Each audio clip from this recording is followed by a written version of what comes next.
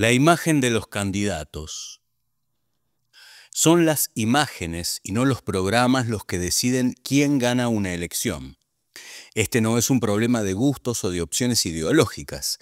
Es irrelevante si a los derechistas les gusta que la gente vote por imágenes y a los izquierdistas que lo hagan por ideologías. Nosotros simplemente tratamos de conocer cómo actúan los electores para tratar de que nuestro cliente gane las elecciones. Para bien o para mal, todas las investigaciones coinciden en que la gente vota por la imagen de los candidatos más que por doctrinas o propuestas. Cuando un candidato le cae mal, el elector lo rechaza y no cree que pueda decir algo sensato.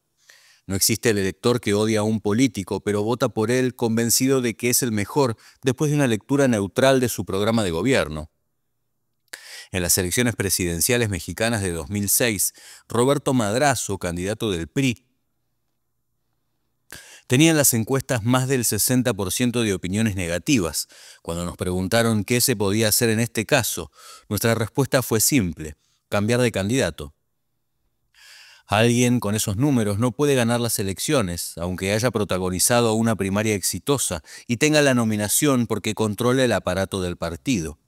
Algunos esgrimían el argumento inocente de que Madrazo iba a obtener en las internas del PRI mucho más votos que todos los candidatos de los demás partidos mexicanos reunidos y que esto lo llevaría al triunfo. En los países latinos, tal planteo es un disparate. Ganar la candidatura porque se tiene más camiones para acarrear gente y se cuenta con el control de las estructuras puede ser bueno para ganar las internas, pero malo para la elección general. En esta votación, Madrazo contaba con el respaldo de la maquinaria partidaria, los gobernadores, muchísimos intendentes, dirigentes populares y, sin embargo, iba inevitablemente a la derrota. Las elecciones internas de un partido obedecen a una dinámica y es un disparate suponer que cambian la realidad política general. En las elecciones argentinas de 2009 sucedió algo similar con algún candidato a diputado de la lista de Francisco de Narváez. Se hicieron muchas bromas alrededor del tema. Varios periodistas dijeron que habíamos sugerido que se lo excluya de los comerciales de la campaña. Tinelli se solazó riéndose de esa exclusión en su programa. La verdad es que el dirigente tenía pésima imagen, era un símbolo de un pasado superado y la campaña de la que formaba parte era novedosa, ordenada. Sabía cuánto daño podía ocasionarle su apoyo. Para colmo, el dirigente era un viejo político peronista que estaba a contramano del diseño de una campaña que pretendía presentar un candidato moderno, más allá de las peleas entre los peronistas y antiperonistas propias del siglo pasado. Cuando en un caso como este el consultor sugiere que un miembro de la lista tenga poco protagonismo, no lo hace por algo personal en su contra, sino guiado por un pragmatismo que beneficia también a quien se excluye de las propagandas porque saca más votos sin aparecer y pasada la campaña incluso puede deslizar la mentirilla de que los votos del triunfo fueron suyos. Eso no nos molesta a los consultores profesionales, que no competimos con ningún candidato ni hacemos carrera política. Cuando ganamos una elección acumulamos experiencia y generalmente nos vamos a otro país. Cuando recomendamos que alguien con mala imagen aparezca poco, nuestro consejo no tiene nada que ver con lo que opinamos acerca de esa persona, a quien en muchas ocasiones tenemos un buen concepto. Simplemente representa un tema técnico. Queremos ganar la elección.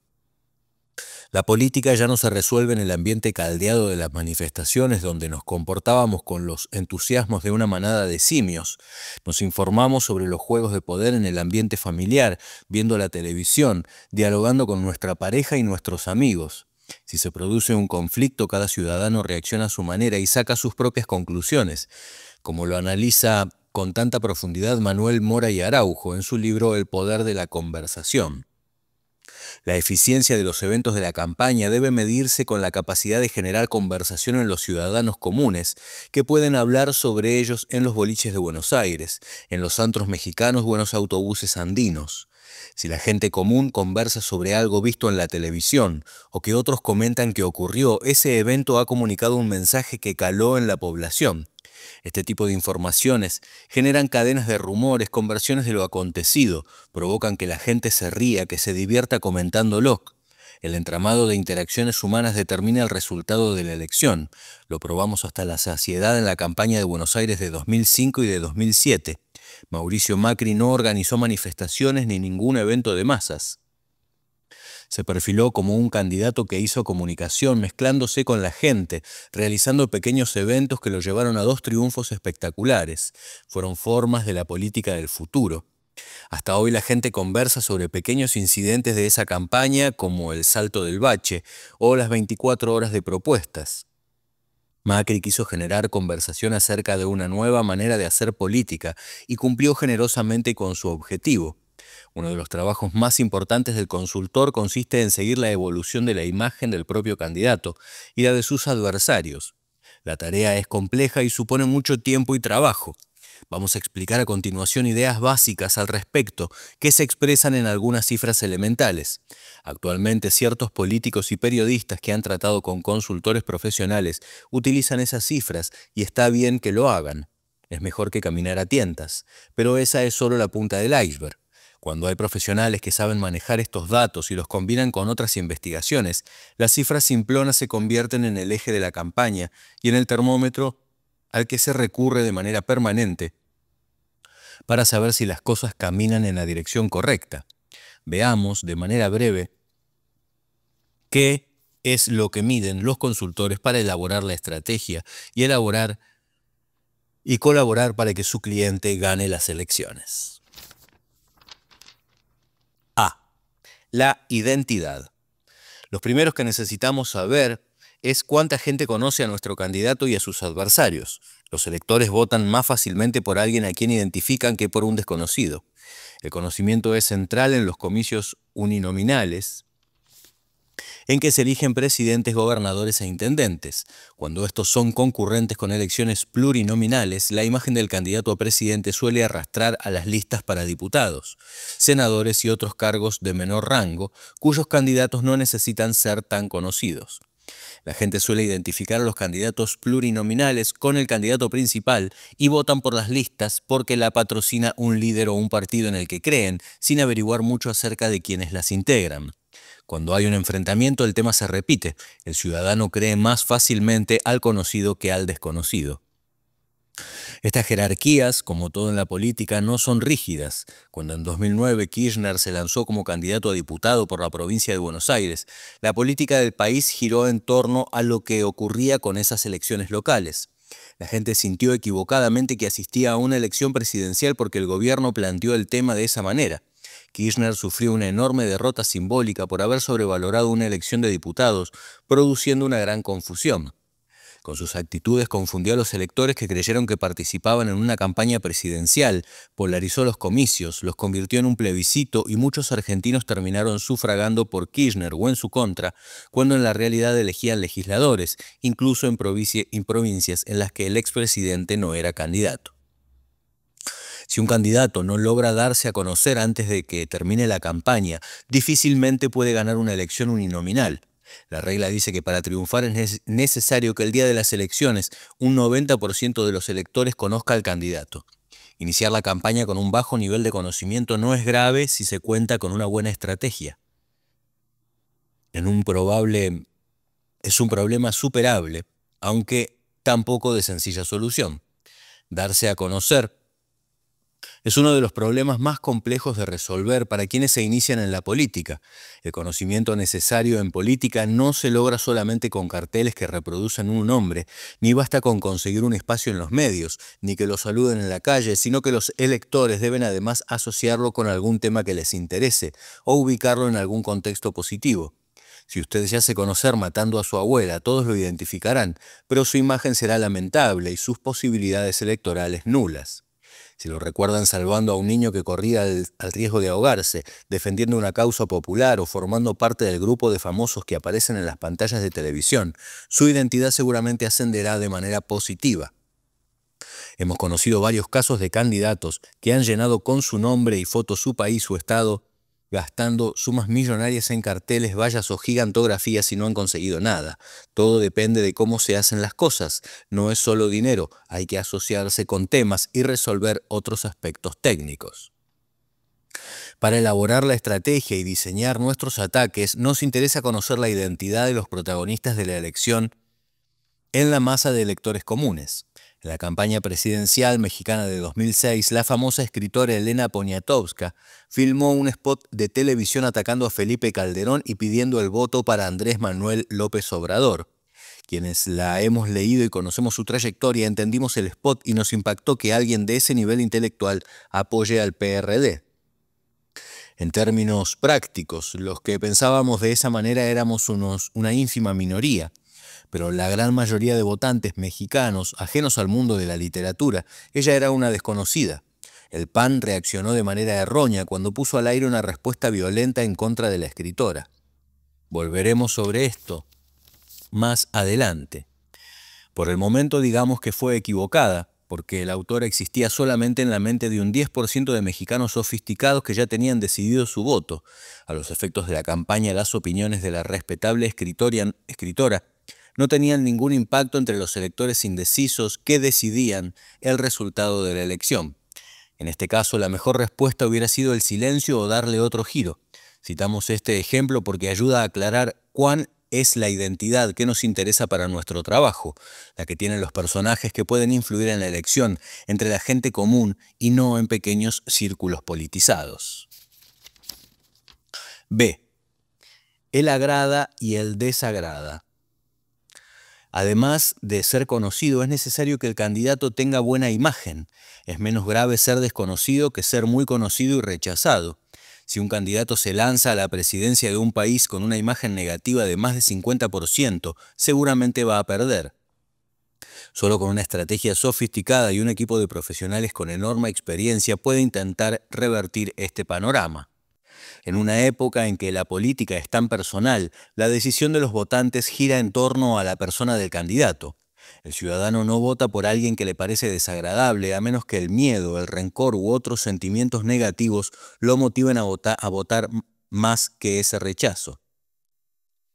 El desagrada se supera con resentimientos, no con propuestas. Abdalá Bucaram ganó las elecciones ecuatorianas de 1996, a pesar de que su desagrada era enorme, incluso el día del triunfo. Hicimos muchos estudios sobre el tema antes de concluir que fue un anticandidato, que funcionaba con una lógica inversa a la común. Sus partidarios se movían por el resentimiento más que por la esperanza.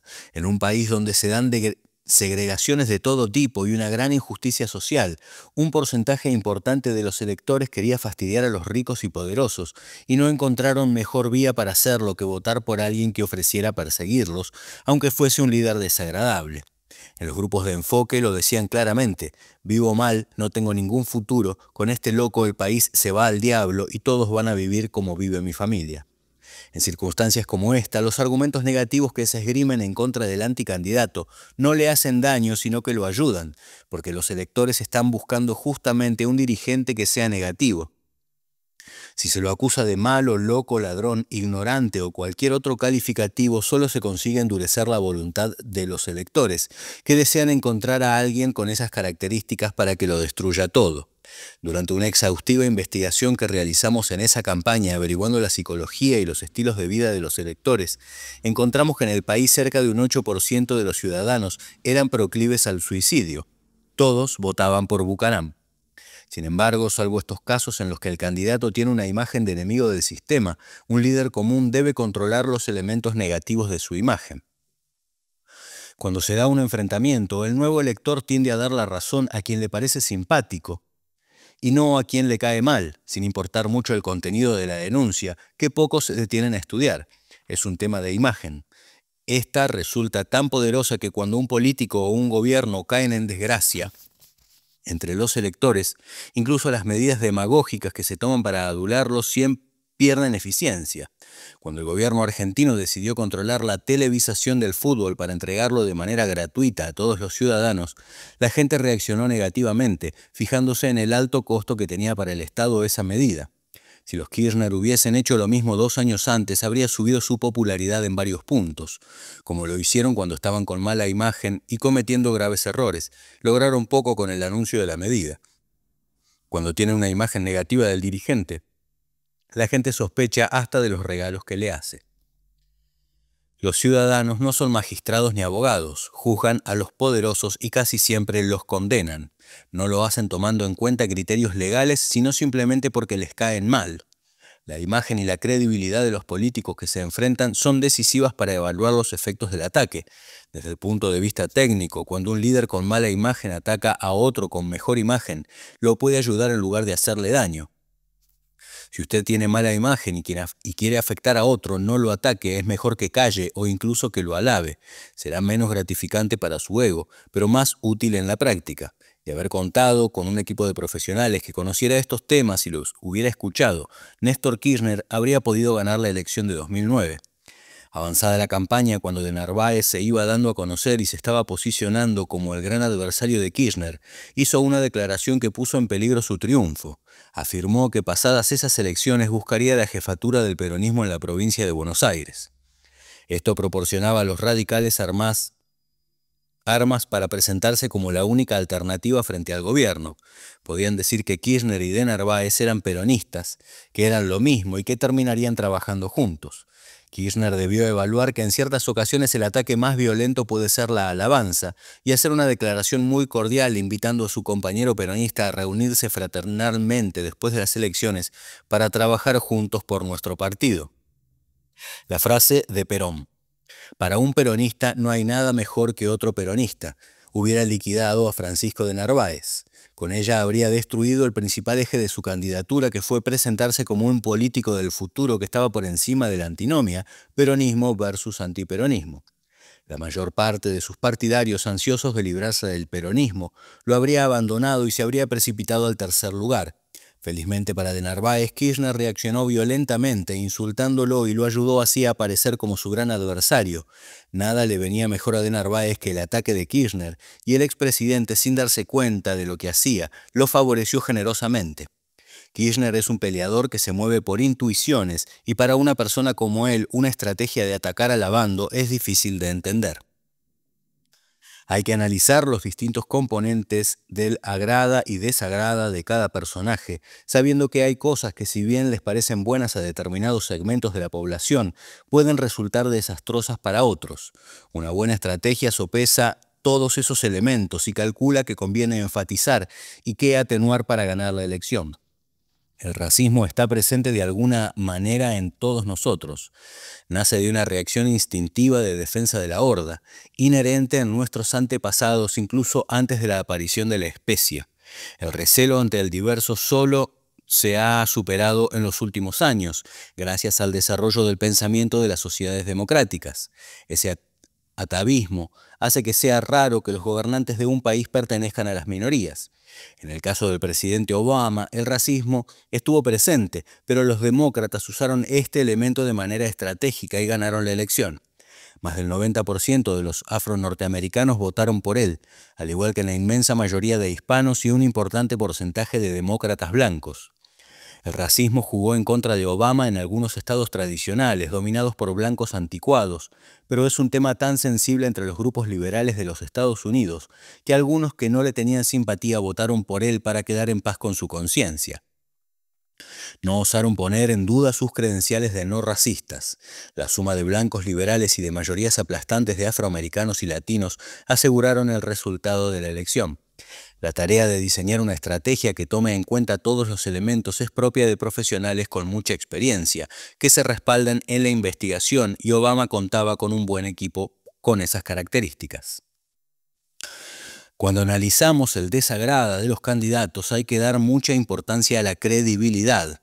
Un candidato que tiene imagen de mentiroso está en aprietos. Cuando los dos candidatos se enfrascan en una pelea, normalmente saca ventaja el de más credibilidad. Decimos que eso es lo más probable porque en política no existen normas generales, y también porque si sabemos atacar o defendernos bien, nuestro candidato puede obtener réditos aunque tenga una imagen más débil que su contrincante. Se debe medir la imagen de nuestros voceros y de todos los personajes que puedan apoyar a nuestra campaña.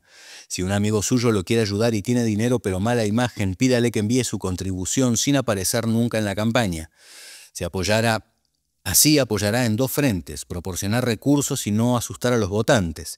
Si un dirigente local tiene excelentes relaciones con los líderes de las ligas campesinas de su provincia, pero su imagen es mala a nivel nacional, pídale que trabaje con esos dirigentes rurales, que les hable directamente, pero que evite sacarse fotos con usted. La norma es que, si se exhibe reiteradamente con un aliado con más del 40% de negativas, usted está trabajando en contra de su propia candidatura. Sus técnicos, si son serios, deben advertirle de estos problemas. Si usted insiste porque es su hermano o compañero de escuela, hágalo a sabiendas de que está perdiendo votos. Este es un principio para tomar muy en cuenta cuando se hacen alianzas o se consiguen apoyos. Si quien lo respalda tiene una imagen negativa, es posible que le quite más votos que los que aporta. En un ataque, la credibilidad y las credenciales de honorabilidad del vocero son muy importantes. Como lo analizaremos luego, los antecedentes del juez que enjuició a Francisco de Narváez en la campaña de 2009 con una acusación absurda que lo vinculaba al contrabando de efedrina quitaron toda credibilidad a las acusaciones que pretendía endosarle la campaña de Kirchner. La gente creía que si alguien como él decía algo, evidentemente mentía. Cuando un político tramposo intenta hacer una acusación sin fundamentos, suele armarse un círculo vicioso. Si es un ataque muy tendencioso, solamente lo ayudarán jueces con pésima imagen, que restarán toda credibilidad a su acción. Los magistrados honorables no suelen prestarse a estas triquiñuelas y la gente lo sabe. Lo mismo pasó en 2010 cuando otro juez de dudosos antecedentes enjuició a Mauricio Macri, candidato exitoso ubicado en la oposición al gobierno de Kirchner, por un asunto disparatado. El ataque, lejos de causar un problema al jefe de gobierno, lo benefició. Sin embargo, la imagen negativa no es un problema fatal. Hemos trabajado con líderes que tuvieron mala imagen, la superaron y después consiguieron triunfos importantes. Pero aclararemos algunas cosas. Para empezar, hay que analizar la causa de la mala imagen. Si se origina en hechos difíciles de explicar, posiblemente no pueda remontarse. Si usted fue funcionario público, la gente se convenció de que era deshonesto y existe un consenso sobre el tema. Es poco probable que se recupere, pero en verdad las cosas no siempre son tan definitivas. Justo o no, en el Perú estaba implícito que Alan García había cometido serias irregularidades en su primer periodo como presidente.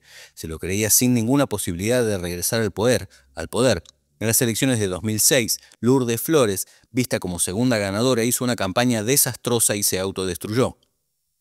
Ollanta Humala, que representaba el fastidio de algunos peruanos con la vieja política, creció desmesuradamente, pero suscitó temor en otros electores, al igual que el coronel Chávez, de quien se decía seguidor. Era un militar golpista, autoritario, con antecedentes de violación a los derechos humanos. Cuando se enfrentó en la segunda vuelta con Alan García, líder inteligente y carismático que en la campaña había hecho un derroche de simpatía, puso a los peruanos en una disyuntiva compleja: votar por un militar que producía miedo o por un político simpático con un pasado dudoso. García ganó porque un político con mala imagen puede ganarle las elecciones a otros si éste suscita sentimientos negativos más intensos en la mente de los electores.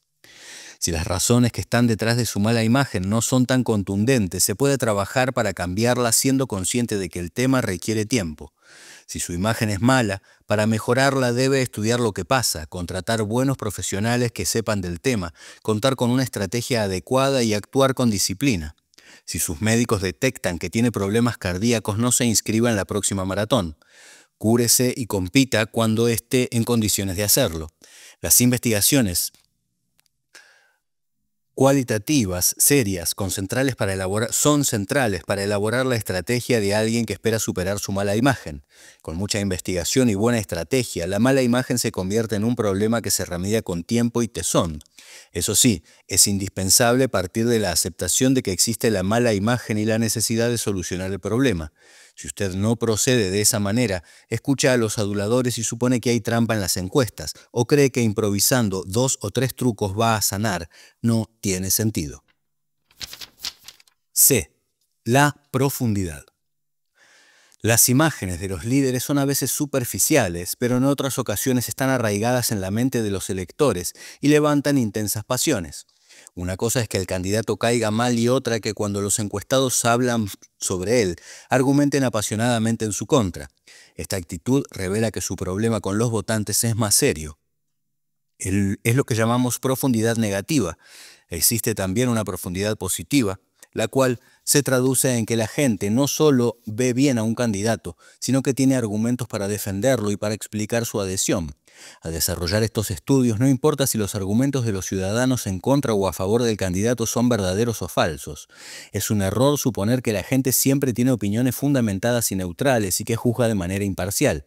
Aquello de Vox Populi, Vox Dei, es seguramente ocurrencia de un ateo militante. Si la mente de Dios fuese tan variable y equívoca como la opinión pública, nunca habría creado algo tan complicado como el universo. Las encuestas no reflejan verdades, sino que simplemente permiten conocer opiniones, y en este caso la intensidad de los sentimientos de los electores frente a un personaje. Si esas pasiones son justas o no, es otro problema. En la realidad conocemos algunos personajes de conducta irreprochable con pésima imagen. Todas estas cosas cambian, en muchos casos pueden ser manejadas con el aporte de estudios, estrategia y técnicos. Si existe la verdad, las encuestas no son el camino para encontrarla. La profundidad negativa es un elemento muy importante que la mayoría de políticos no suele tomar en cuenta. Según el análisis de los datos de las encuestas, Carlos Menem en Argentina y Roberto Madrazo en México no debieron ser candidatos en las últimas elecciones donde participaron, porque su profundidad negativa era intensa y ninguno de los dos era un candidato por fuera del sistema, como para que eso no les afecte. Buscar la candidatura fue un error que les causó daño a ellos mismos y a los partidos que representaban. No habrían actuado de esa manera con asesores que estudiaran estos temas con seriedad y si los hubieran escuchado.